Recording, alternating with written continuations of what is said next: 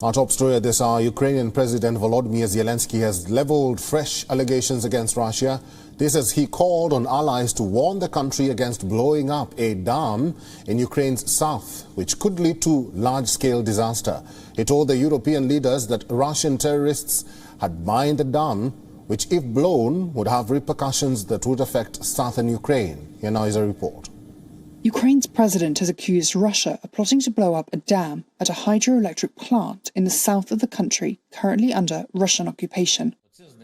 In a television address, Volodymyr Zelensky called on the West to warn Russia against the move, saying it would lead to large-scale disaster and flood southern Ukraine.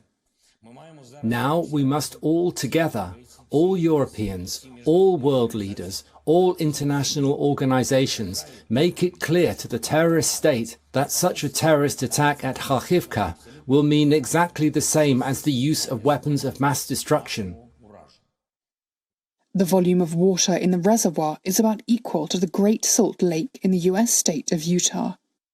Damage to the Kakhovka Dam on the Dnipro River would result in the rapid and devastating flooding of the city of Kherson, in addition to wrecking the system of canals that irrigate southern Ukraine, including Crimea, which Moscow seized in 2014.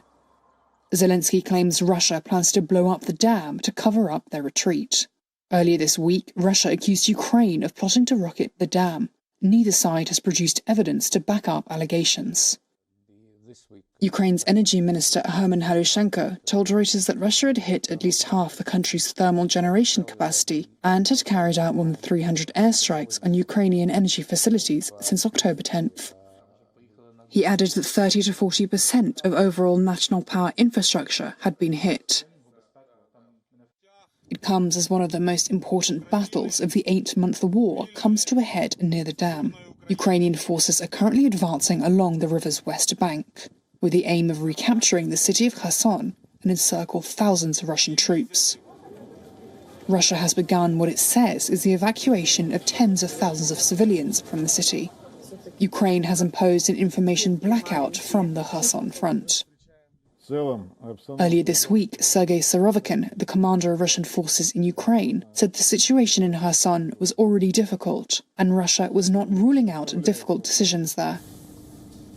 Oleksiy Melnik, the co-director of Foreign Relations and International Security Programs at the Razumkov Center, is now joining us live from Kyiv. Oleksiy, welcome to the program. Give us a sense of how severe the repercussions would be if Russia ignores Ukraine's plea and attacks this dam.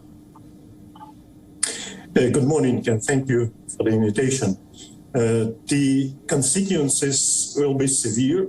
There will be immediate consequences, like President Zelensky has warned. There is an imminent threat for thousands of people around the Dnipro River, including Kherson city, which is one of the biggest cities in Ukraine.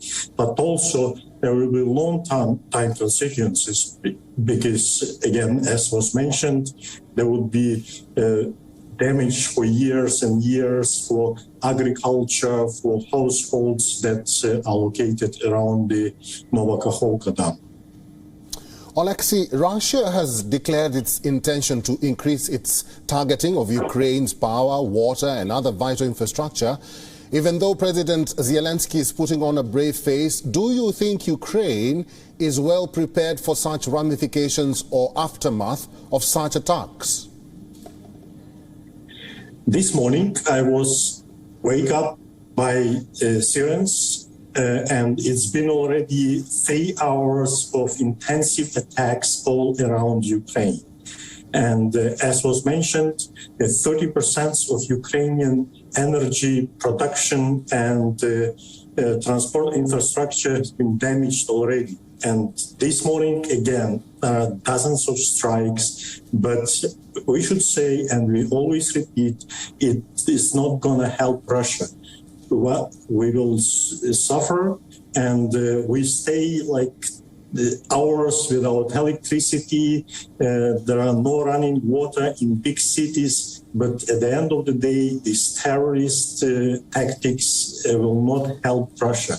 And this is kind of, very strange when we are talking like about Islamic State, which is a terrorist organization. And now we have a state which is permanent member of the Security Council, and they applying the same terrorist tactics, but on a much bigger scale. And the Novokakhovka Dam is threat, and the Zaporizhzhia nuclear power plant. This is something like an enormous scale of terrorism on a global level. Alexei, finally, Ukraine has started a campaign to conserve energy. This has led to blackouts, including in the capital, Kyiv. Do you think this campaign is doing more harm than good? Definitely, it's doing both. It's doing harm for Ukrainians, but so far I should admit that I'm very pleased with the performance and the ability of Ukrainian emergency services to fix all the damages, because at the end of the day we have blackouts, but we still have electricity, at least for the majority of the day, and they managed to quickly repair these damages. But of course, our resources are not unlimited. But on the other hand, I think Russia helps the war, Ukraine a lot by providing these very powerful messages to the world that this is something that needs to be stopped. And everyone who is talking about helping Putin to save his face is wrong at the end of the day.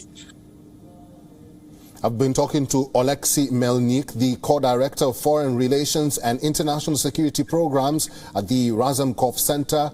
Alexei, thank you very much for giving us time today. Thank you for having me.